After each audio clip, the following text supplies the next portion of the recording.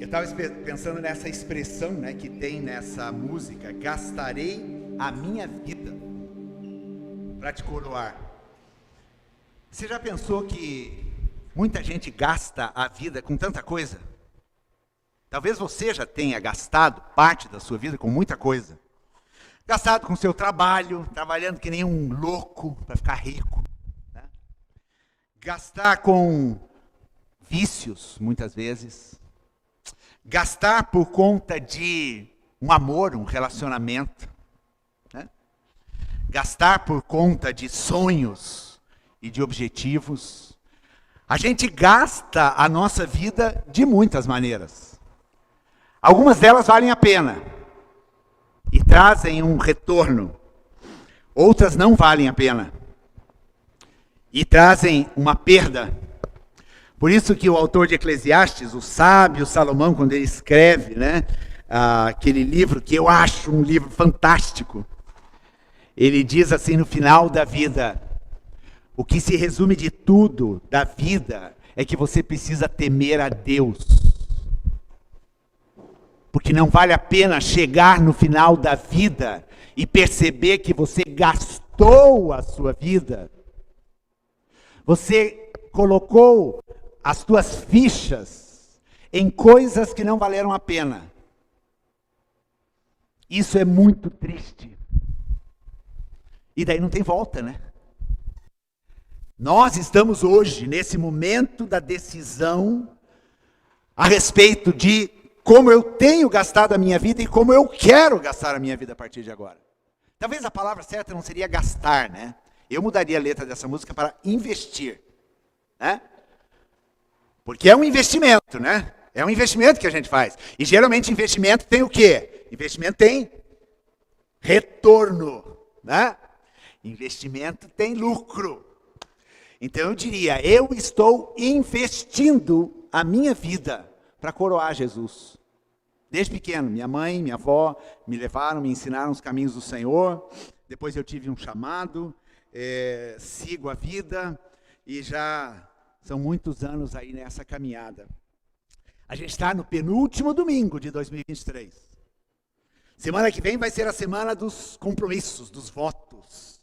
Vou emagrecer, vou ficar rico, né? Vou mudar de casa, vou comprar uma máquina de lavar nova. A gente faz um monte de planos, né? É momento para isso. Mas vamos ser mais, digamos assim, reflexivos no sentido de pensar a nossa vida sobre a ótica de Deus. Sobre os planos que Deus tem para a gente, e entrar nisso de cabeça, né? Não aqueles votos que daí chega no final do ano, você vê que você não cumpriu metade daquilo que você tinha se disposto a cumprir, né? Quero eliminar 3 quilos, perdeu 100 gramas, né? Ou engordou 4. Né? Então, a gente não pode deixar isso nesse vazio, né? Nessa coisa meio sem sentido. Mas estamos no penúltimo domingo de 2023 e graças a Deus, que ano, hein? Que ano maravilhoso, para mim foi uma bênção esse ano. Mas nós estamos na véspera de Natal, né? Ou pelo menos na data que se comemora o Natal. Não importa se Jesus nasceu dia 25 ou não nasceu, já vou te avisar, né? Mas importa que é uma data que a gente celebra esse advento, essa vida. Obrigado, desculpa aí todo o transtorno, né? Feito, mas graças a Deus pela vida dos irmãos. Mas temos uma data para celebrar, né? E o Natal é um momento muito significativo e muito importante. E eu quero que você abra o teu coração para a gente ter uma reflexão aqui. Essa mensagem, ela está meio ecoando na minha cabeça. Como eu disse para vocês, nesse período de final de ano, eu procuro ler todos os evangelhos, né? Os 4 evangelhos, ler inteiro eles, para pensar na vida de Jesus, né? E todos os evangelhos falam do nascimento dele, do ministério, da morte, ressurreição. Todos os evangelhos falam disso, cada um de uma forma diferente, né? E é muito interessante você ir captando os ensinamentos que cada evangelho tem. E daí, isso tudo faz você construir um significado do Natal, né? Porque às vezes na cabeça de muita gente, Natal é Jesus naquela manjedoura, ele, Maria, os bichinhos tudo em volta, sabe aquele cenário de presépio, né? Ok, segundo a Bíblia foi assim que aconteceu, mas existia um significado muito mais profundo e muito maior por trás de tudo isso. Não era simplesmente um bebê nascendo numa manjedoura e sendo visitado por reis magos ou pastores, né? Não era simplesmente um bebê no colo de Simeão lá no templo. Era o Filho de Deus, era o Salvador, era o Senhor da história, era o Deus único. Foi aquele que rasgou a história em 2 momentos. Você já pensou nisso? Pensa aí numa pessoa que você acreditou na tua vida, num líder religioso, né? Que ficou marcado na história como aquele que dividiu a história. Antes de Cristo e depois de Cristo. Você não acha isso fantástico? Esse é o Jesus que a gente celebra. Por mais que esse mundo aí fora fique tentando socar na nossa cabeça que Natal é presente, é confraternização. Essa semana eu estava assistindo noticiário e daí o repórter, né, aqueles repórteres tudo, com aquelas falinhas tudo pronta, né?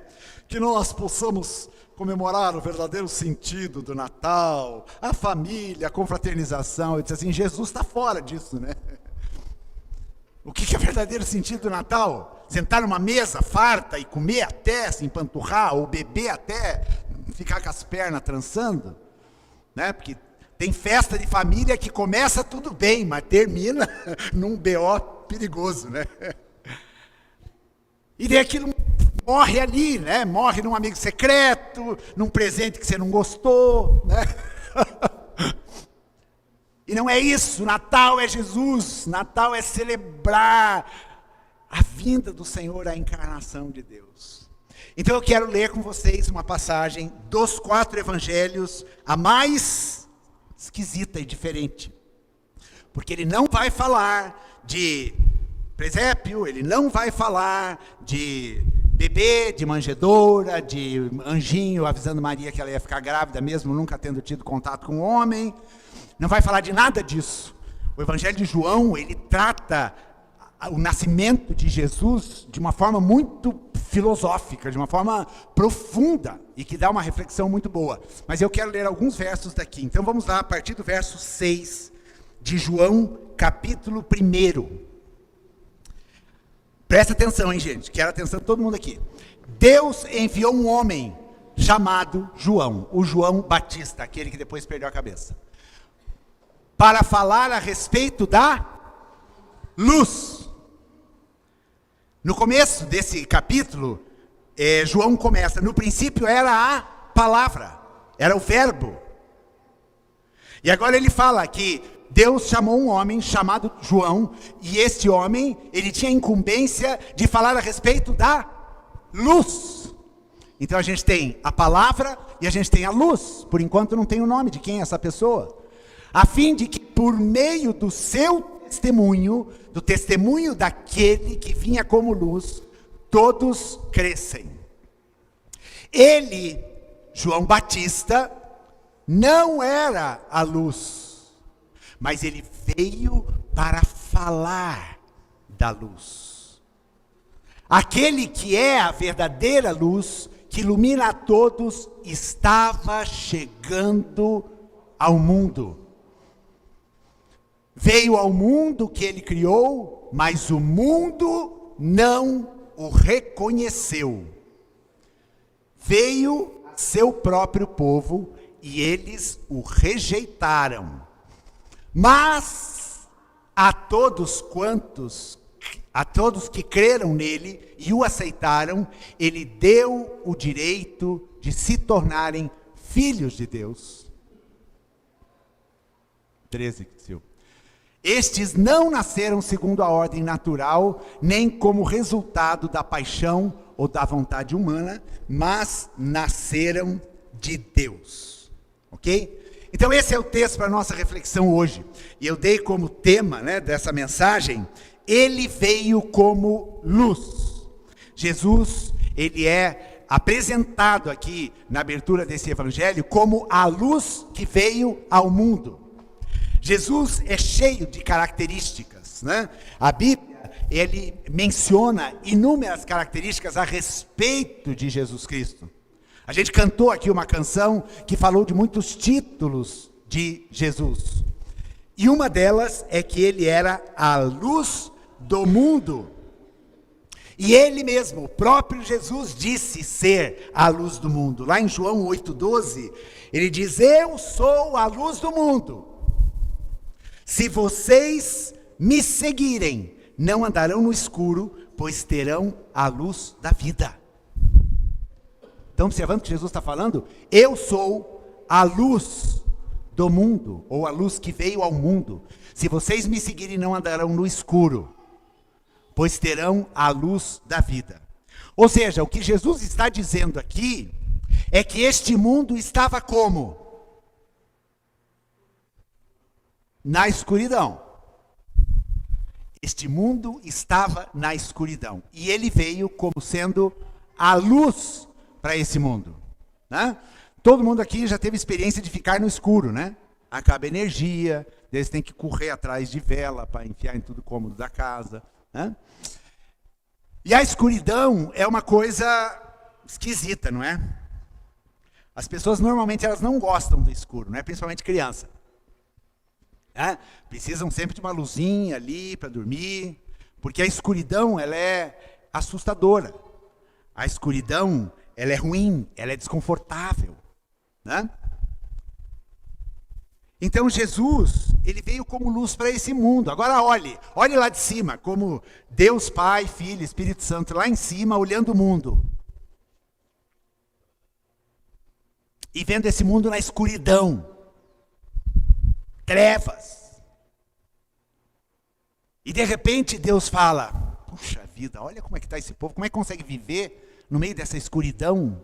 As pessoas cheias de medo, cheias de insegurança, as trevas profundas.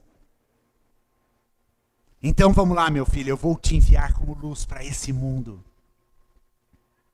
E você sabe muito bem que quando está escuro, qualquer luzinha de lanterna de celular, ou então qualquer pisca de uma árvore de Natal, mesmo, já viram pisca de árvore de Natal? Um pisca que acenda, faz diferença? A luz, ela tem o poder de dissipar a escuridão. Isso é uma coisa fantástica. Aonde a luz está, a escuridão não pode estar. Estão entendendo?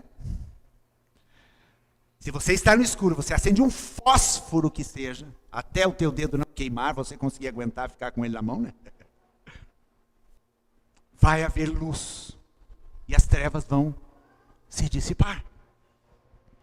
Agora, então, o plano de Deus ao enviar Jesus, aquele menino naquela manjedoura, é vir como luz para o mundo que estava em trevas, que estava na escuridão, né? E como é que você anda na escuridão?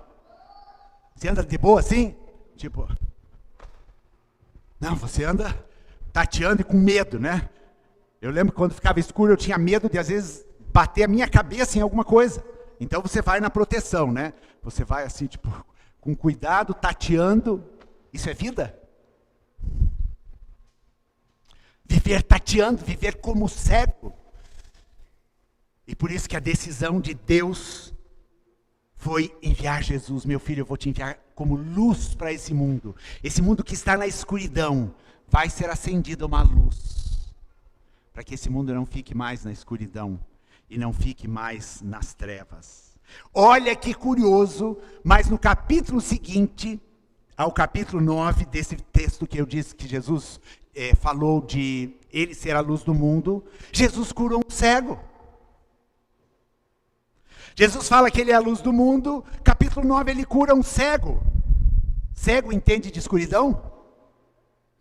Entende ou não entende? A vida dele é uma escuridão. Ele não enxerga. Tudo são trevas. Fecha um pouquinho teu olho. Imagina você viver assim. Você tem que fazer tudo o que você faz sem enxergar absolutamente nada. Jesus cura esse cego. E lá no verso 5 do capítulo 9, olha o que Jesus diz para ele. Mas enquanto estou aqui no mundo, eu sou a luz do mundo. E Jesus cura aquele cego, um cego de nascença. E aquele cego passa a ver. Você já imaginou a emoção de alguém que estava na escuridão e de repente a luz brilhou nos olhos? Quando você está envolvido em escuridão e de repente vem uma luz para te dar direção, para te mostrar o caminho, para mostrar que você está num lugar seguro. Isso foi o testemunho na vida daquele cego. E Jesus falou: enquanto eu estou aqui nesse mundo, eu sou a luz do mundo. Agora, vamos pirar um pouquinho mais, né? Vamos voltar lá para a origem de tudo. Gênesis. Como é que estava o mundo antes da criação? O que diz a Bíblia? Vamos ver lá em Gênesis. Vai lá, Silvio. Gênesis capítulo 1. Antes, coloca o verso 2 aí, por favor, Silvio. A terra era sem forma e vazia. A escuridão cobria as águas profundas e o Espírito de Deus se movia sobre a superfície das águas. Era uma escuridão completa. E daí no verso 3, qual é a primeira coisa que Deus cria? A luz. Fiat lux. Né? Então Deus disse: haja luz. E o que aconteceu? Houve luz. Quando você quer organizar uma coisa na sua casa, tem uma parábola que Jesus conta de uma mulher que está procurando uma moeda que ela perdeu na casa e já está escuro. O que ela tem que fazer? Ela tem que ligar a lamparina dela para o ambiente ficar claro, para ela procurar aquela moeda. O mundo estava na escuridão. A terra não tinha forma. Deus queria pôr ordem nesse caos. Qual é a primeira coisa que ele fez? Acendeu a luz. Primeira coisa, primeiro dia, Deus disse: haja luz. Deus criou todas as coisas como? Por meio da sua palavra. E João vai dizer que no princípio era a palavra. E a palavra era quem? Jesus. Jesus era a palavra da criação. E Jesus era a luz lá do princípio. O próprio Jesus iluminou aquele mundo sem forma e vazio antes da criação. Ou seja, Jesus foi aquele que deu início à criação do universo. Não que ele tenha sido criado, porque ele já existe desde a eternidade. Mas a primeira pessoa que apareceu no momento do caos para a criação desse mundo foi Jesus. Quando Deus diz: haja luz.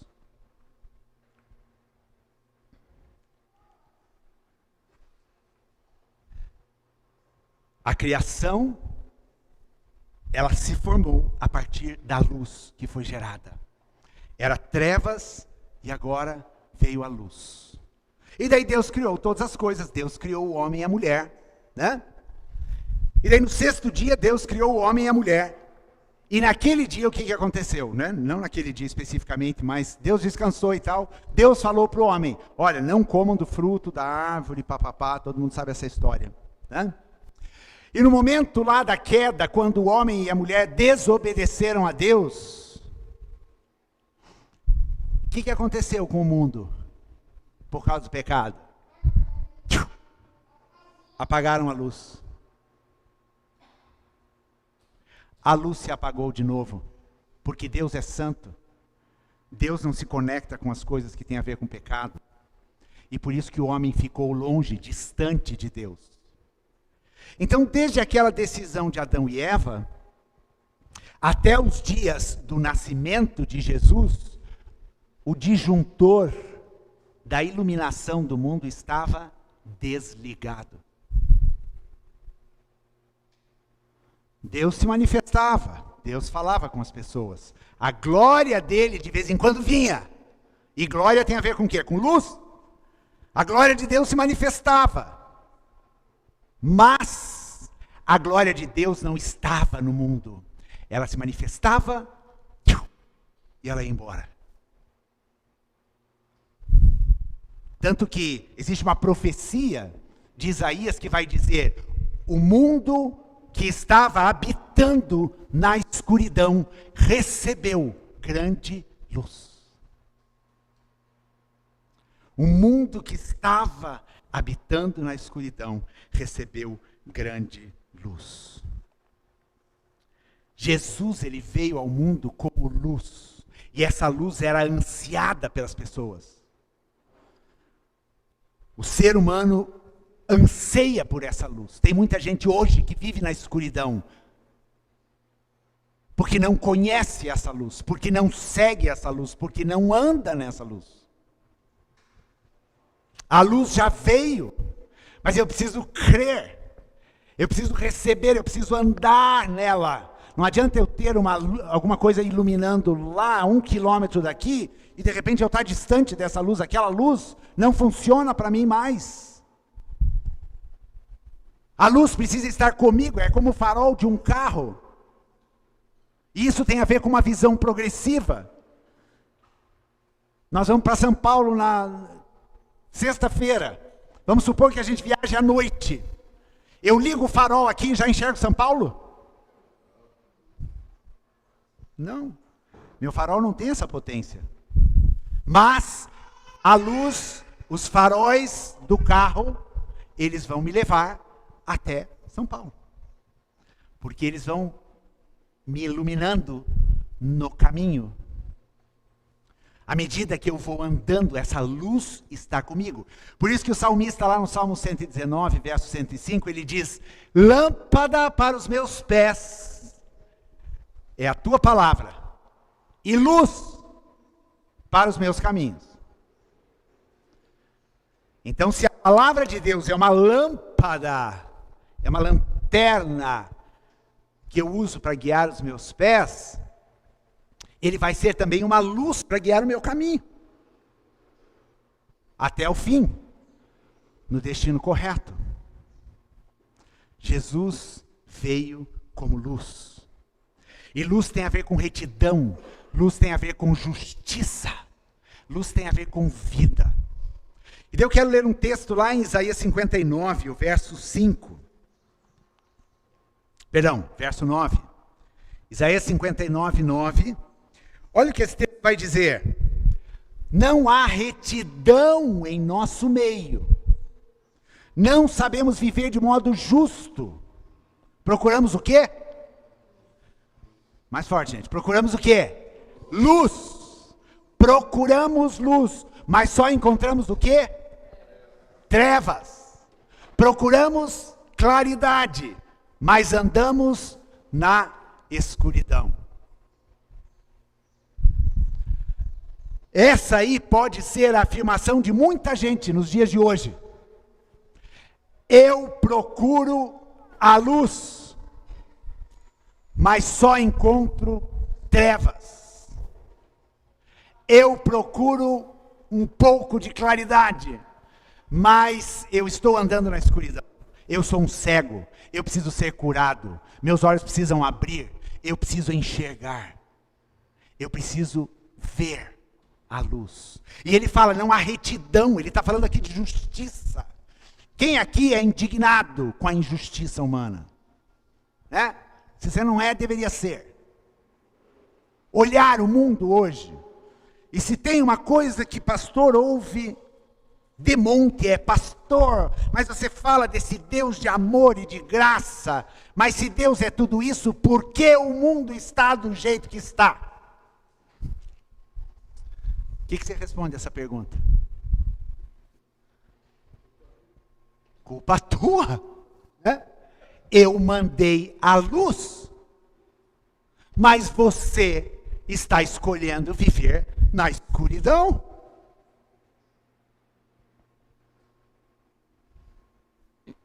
E a vinda de Jesus estabeleceu de uma vez por todas essa luz na terra. Existe uma passagem maravilhosa nesse texto aqui de 1 João que nós lemos, que o Cris até citou. Olha o que ele diz aqui, no capítulo 1. Deixa eu achar o verso aqui. Mas a todos quantos creram nele e o aceitaram, ele deu o direito de se tornarem filhos de Deus. Estes nasceram segundo a ordem natural, nem como resultado da paixão humana, papapá. E daí depois ele vai dizer um pouco mais para frente. Deixa eu ver onde é que está o texto aqui.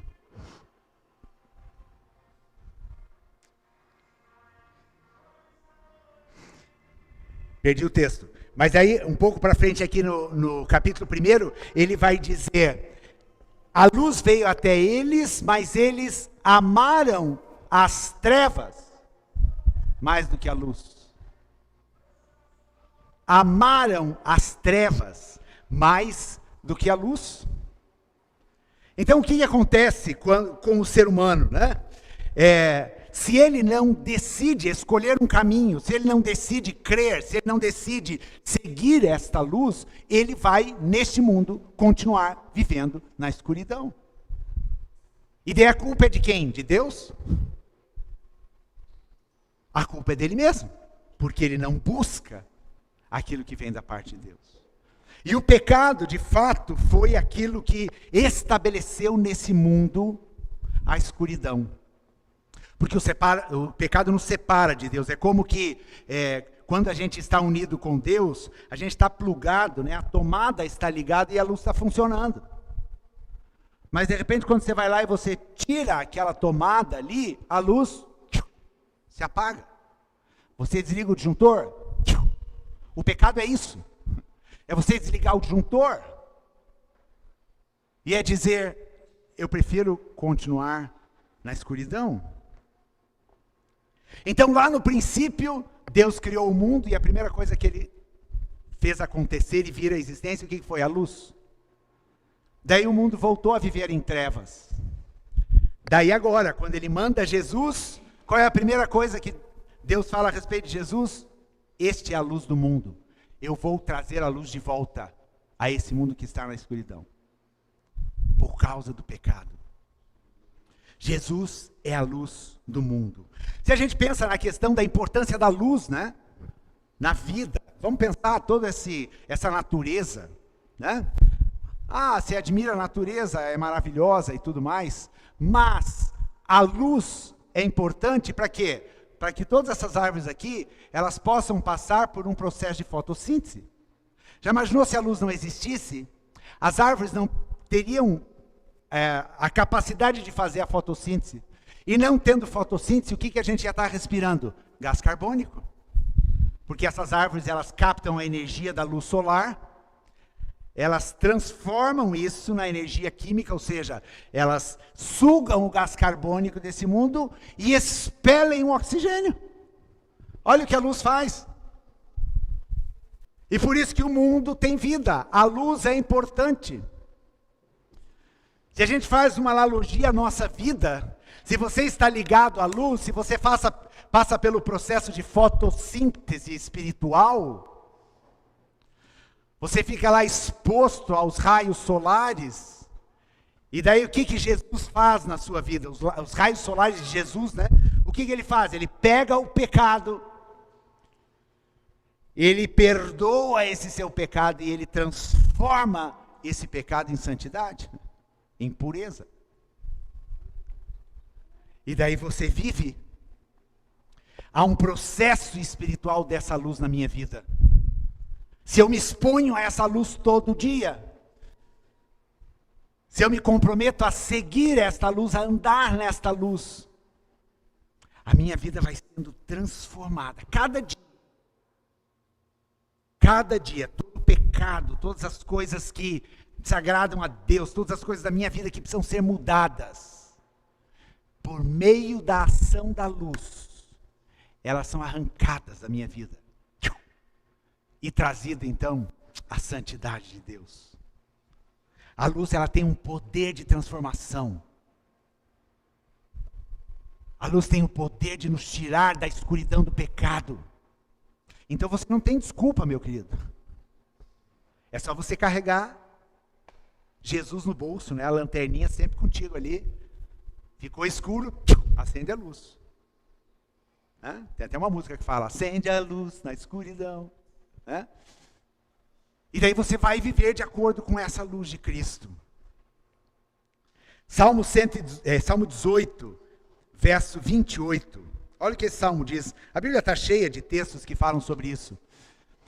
O salmista pedindo a Deus, mantens acesa minha lâmpada. O Senhor, meu Deus, ilumina minha escuridão. Olha que oração bonita para você fazer todo dia. Senhor, mantenha minha lâmpada acesa. E o que é a lâmpada? A lâmpada é o Espírito de Deus que habita em você. Ele é a lâmpada que ilumina. Mantém acesa a minha lâmpada. Lembram da palavra das 10 virgens? Que elas não podiam deixar que acontecesse? Que apagasse aquela luz por falta de óleo. Porque se aquela lâmpada das virgens apagasse e o noivo chegasse, elas iam perder a oportunidade de entrar e se casar com aquele noivo. A lâmpada representa essa direção, essa presença de Deus por meio de Jesus Cristo em nós. O óleo representa o Espírito Santo. Então o salmista pede, mantens acesa a minha lâmpada. O Senhor, meu Deus, ilumina minha escuridão. Então, querido, simples assim, quando você se sentir na escuridão, quando você sentir os teus medos, diante das ameaças, diante dos monstros que aparecem no escuro, clame a Deus. Senhor, ilumina a minha escuridão. A escuridão que muitas vezes está aqui dentro. Porque a pior escuridão não é que está fora. A pior é que está aqui dentro. E a gente precisa deixar o Senhor iluminar. Tem uma outra tradução desse texto que diz, tu, ó Senhor, me iluminas. Tu, meu Deus, acabas com a minha escuridão. Ele, que é a luz do mundo, é o único que acaba com a escuridão. O Salmo 27, 1, ele também começa esse salmo com uma afirmação. O Senhor é a minha luz e minha salvação. Então, por que ter medo? Porque o medo acontece no escuro, nas trevas. O Senhor é a minha luz e a minha salvação. Por que ter medo? O Senhor é a fortaleza de minha vida. Então, por que estremecer? E se você for procurar nos Salmos, existem inúmeros salmos que falam sobre a luz. E quando você pensar em luz, você vai pensar que a luz do mundo é Jesus Cristo. É Ele que vem iluminar a nossa vida, iluminar as nossas trevas. Então a luz tem a ver com vida, tem a ver com justiça, tem a ver com retidão. Mas as trevas têm a ver com impiedade, tem a ver com pecado, tem a ver com improdutividade, tem a ver com morte. Quem anda nas trevas não pode dar fruto. Quem anda nas trevas não faz fotossíntese espiritual. E morre. Existe vida em regiões abissais, principalmente nos mares, né? Aqueles lugares mais profundos. Mas é o mínimo do percentual de vida na Terra, porque toda a vida deste planeta depende da luz. E a vida só acontece porque a luz brilha. Achei o texto que eu estava procurando. João 3,19. Tem que mostrar na palavra, né? Senão vocês vão achar que o pastor está ensinando umas coisas diferentes aí. Né? João 3,19. Depois que Jesus fala, né? Ou Deus fala, porque Deus amou o mundo de tal maneira que deu seu Filho unigênito. Olha o que ele diz no verso 19. E a condenação se baseia nisto. Olha só. E a condenação, o juízo, o julgamento se baseia no quê?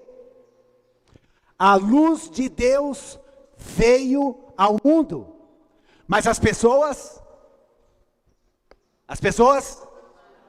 amaram mais a escuridão que a luz, porque os seus atos eram maus. Gente, isso aqui é uma coisa séria da palavra.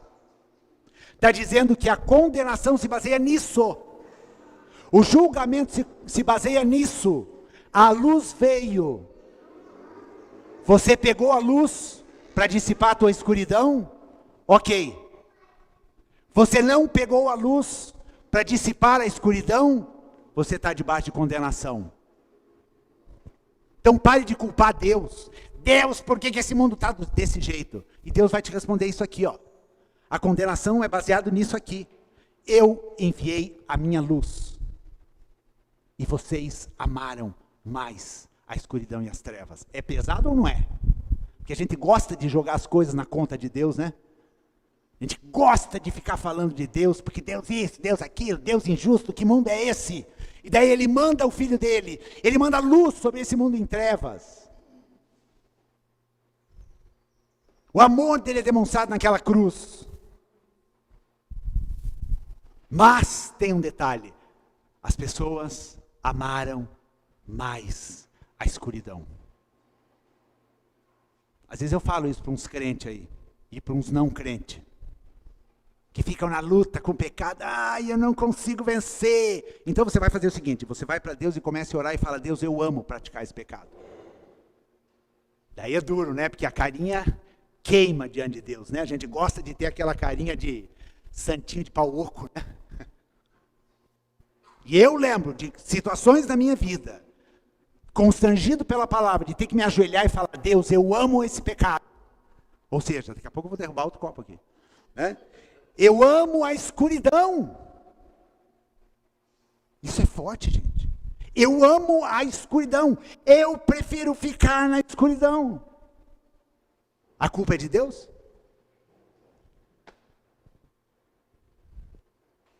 Eu já enviei a luz do mundo. E a condenação está baseada nisso. E o julgamento está baseado nisso. Mas eu quero encerrar lendo um texto lá de 1 João. Olha como João gostava de falar desse assunto de luz, hein? É só você ler todos os textos de João aí que você vai entender. 1 João capítulo 1, do verso 5 ao 7. Essa é a mensagem que ouvimos dele e que agora lhes transmitimos. Deus é luz e nele não há escuridão, certo? Todo mundo concorda com isso? Tem condição de luz e escuridão viverem juntas? Não tem. Deus é luz, e nele não há escuridão. Daí o que acontece no próximo verso? Portanto, se eu afirmo, diga assim, se eu afirmo que eu tenho comunhão com Jesus, mas vivo na escuridão, eu estou mentindo. Ai, pastor, podia ser uma mensagem mais tranquila hoje, né? Afinal de contas, hoje é Natal. Desculpa, gente, mas essa é a mensagem. E vamos olhar pela mensagem de que a luz veio ao mundo. Mas João, ele pega pesado aqui. E ele vai construindo um argumento. Deus é luz, ou seja, a escuridão não habita nele. Então, se eu quero ser de Deus, eu preciso amar o quê? A luz. E se eu afirmo que eu tenho comunhão com ele, mas não vivo na luz, eu estou mentindo. Mentindo para quem? Para Deus? Para quem que você está mentindo? Fala assim, eu estou mentindo para mim mesmo. Você acha que Deus vai falar: menino, mentiu para mim? Não, você está mentindo para você mesmo, você está vivendo um engano. Tem muita gente vivendo nessa mentira, gente. Estão lá dentro da igreja, né? Carrega a Bíblia embaixo do braço e tal, louvor, arrepia, vê anjo, né? E está uma vida maravilhosa, cheia de fervor, mas no dia a dia não está andando na luz, não tem comunhão com Deus. Ou fala que tem comunhão com Jesus, mas anda no meio da escuridão. Você está mentindo, e você está mentindo para você mesmo. Então cuidado. E daí o verso 6, 7 agora. Mas, sempre os mas são bons, né? Mas é o contraste. Mas se vivemos na luz, como Deus está na luz, temos comunhão uns com os outros e o sangue de Jesus, seu Filho, nos purifica de todo pecado. É isso que você quer viver? Viva isso. Hã?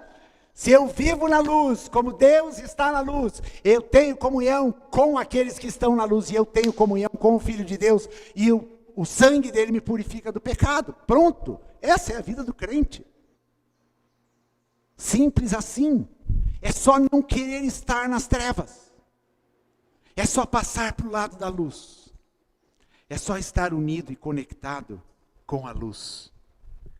E lá em Mateus capítulo 5, verso 16, e aqui eu encerro dizendo o seguinte: Jesus lá no Sermão do Monte, em João ele fala, eu sou a luz do mundo. Mas lá no Sermão do Monte, sabe o que ele disse? Vocês são a luz do mundo. Opa! Jesus estava falando para os discípulos e para aqueles que os estavam ouvindo. Vocês são a luz desse mundo. Porque vocês andam na luz, vocês carregam sempre a luz. Então, se eu vejo alguém se batendo na escuridão, eu faço o quê? Opa, eu tenho a luz aqui, ó, que ajuda. E você é luz para essa pessoa que está na escuridão. Jesus está pedindo colaboradores no reino dele. Jesus está pedindo que a gente seja participante com ele, dessa coisa de espalhar a luz por todo o mundo. É como se cada um de nós carregasse uma lanterninha de celular. Daí você fala, mas isso aqui não é potente, mas é suficiente para iluminar qualquer pessoa que está na escuridão. Se você está na luz, a sua luz vai ser um guia para aquela pessoa que está vivendo na escuridão.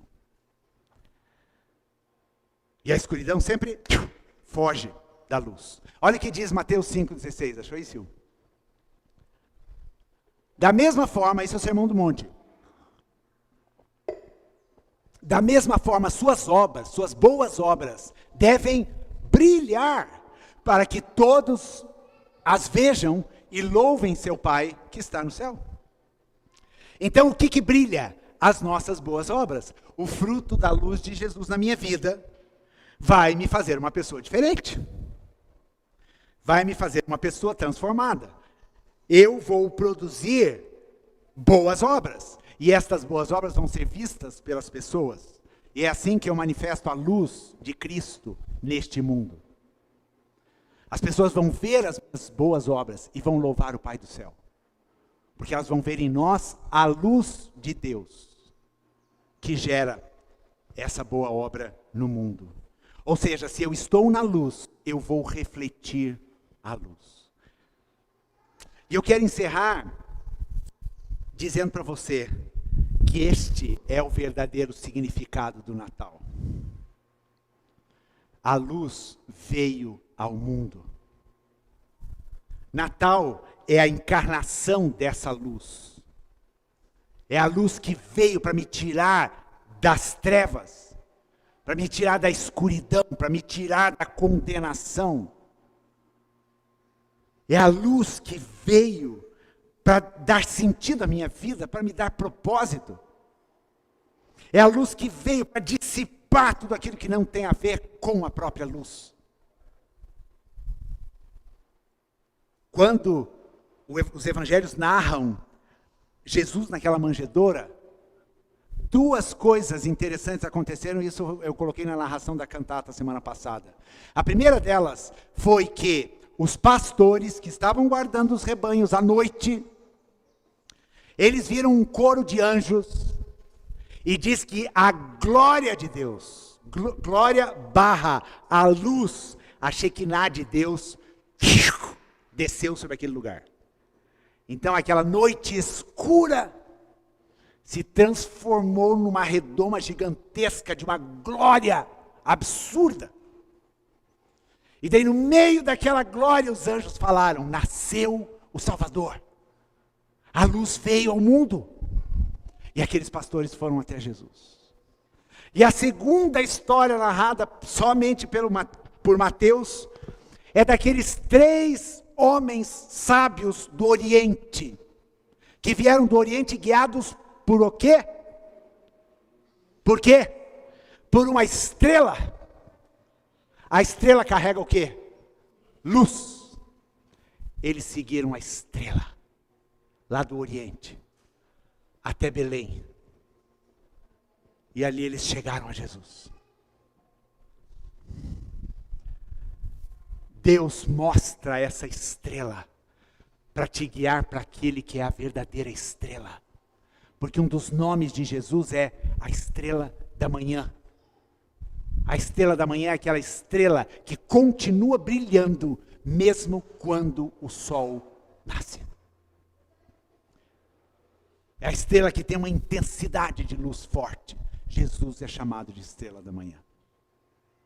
Natal é isso. Que a gente escolha viver nessa luz. Que nesse Natal, o nosso verdadeiro compromisso seja de dizer para o Senhor: Senhor, eu te reconheço como luz do mundo. E eu quero te seguir, eu quero amar a luz na minha vida. Eu quero viver debaixo desta luz. Porque esta luz vai me trazer vida. Esta luz vai trazer sentido. Esta luz vai dissipar toda a escuridão. E não somente na minha vida, mas a luz que brilha em mim vai me fazer luz para aqueles que estão à minha volta. Esse é o compromisso do Natal. Então, nessa noite, quando você celebrar com a sua família, quando você trocar presentes, quando você olhar para um presépio e ver aquele bebê no meio daquela manjedoura, pensa que essa é a história do mundo real contada a respeito de Jesus. Mas esta história aqui, de que ele veio como luz, é a história da criação de Deus e da recriação de Deus. É a história da redenção humana.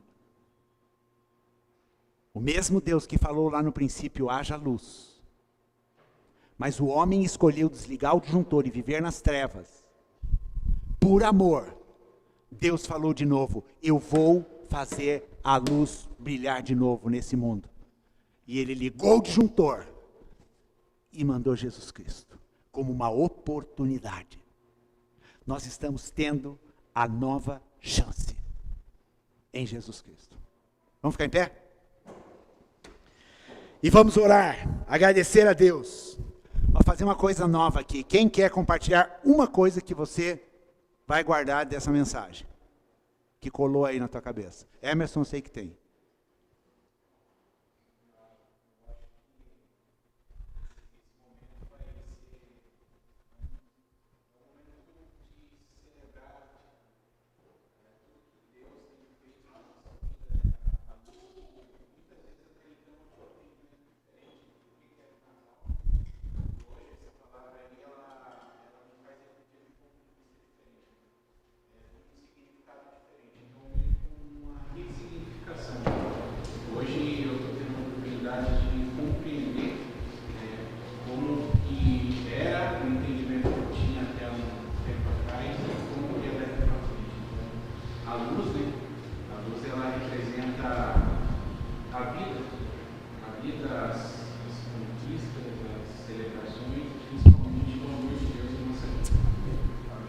Que bom, quem mais? O que te tocou aí nessa palavra? Um de cada vez, tá, gente? Não dá todo mundo.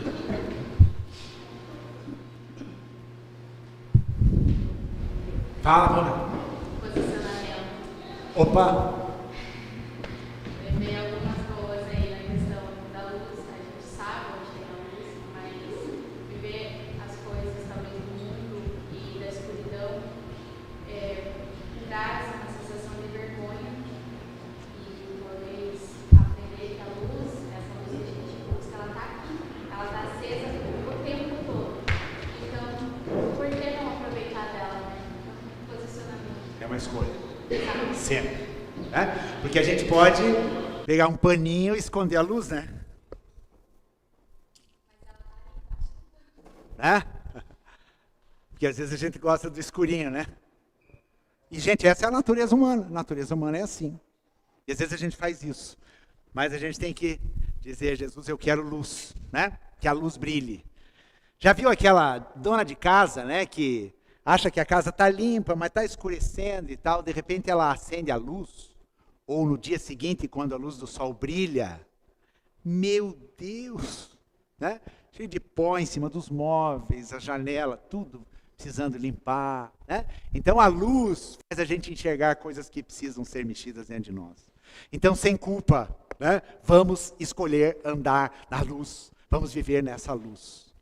E que o Natal seja isso para a gente, uma decisão da gente andar na luz de Cristo. Porque aquele que anda na luz não vai ter parte com a escuridão e com as trevas. Simples assim. Vamos orar? Jesus, obrigado por essa manhã, obrigado por essa palavra, obrigado por esse encontro aqui, Jesus. Pai, eu quero te agradecer, Deus, porque Natal é muito mais do que uma historinha de que Jesus nasceu, Pai. Natal é a história da nossa redenção, é a história que muda o nosso destino. Natal fala de um Deus que se tornou homem. Natal fala de perdão. Natal fala de uma luz que veio brilhar no meio de trevas profundas. Natal fala de um escape. Natal fala de uma mudança de rota. Natal fala para mim de propósito de vida, de abandonar aquilo que é injustiça, aquilo que não tem a ver com o Senhor, aquilo que é pecado, Deus, aquilo que contamina, Deus, o meu coração, o meu corpo, a minha alma. Deus, a luz que vem dissipar, que vem me limpar, que vem me purificar, Senhor. E assim como a natureza passa por esse processo da purificação, Deus, que nós sejamos purificados à medida que a gente caminhe para a Tua luz, Senhor. E que cada dia essa seja a nossa escolha. Que a gente não saia de casa sem carregar essa luz, Senhor. Porque essa luz é lâmpada para os nossos pés. Essa luz ilumina o meu caminho, Pai. Essa luz não me deixa estar em trevas. Eu não quero viver sem essa luz, Senhor. Eu quero simplesmente desfrutar da plenitude de tudo que Deus tem para mim. Pai, muito obrigado, Jesus, que esse Natal tenha um significado diferente, Deus, para nós. Deus, e que nós também possamos ser luz para as pessoas que estão à nossa volta. E assim como o Senhor disse, eu sou a luz do mundo, o Senhor também disse para nós, vocês são a luz desse mundo. E agora nós estamos com essa tocha. Jesus compartilha uma fagulha da sua luz que é incomparável, que é imensa, que é profunda. Ele compartilha dessas fagulhas conosco, para que nós possamos ser luz nesse mundo. Que a gente possa ser luz nesse Natal, dentro da nossa casa. Que a gente possa ser luz nesse Natal, as pessoas que estão à nossa volta. Que a gente possa ser luz do mundo, neste mundo que o Senhor nos colocou, Jesus, e que assim a gente possa glorificar o Senhor com as nossas obras, Pai. Que o Senhor nos abençoe, que o Senhor abençoe cada casa aqui, que o Senhor seja com cada pessoa.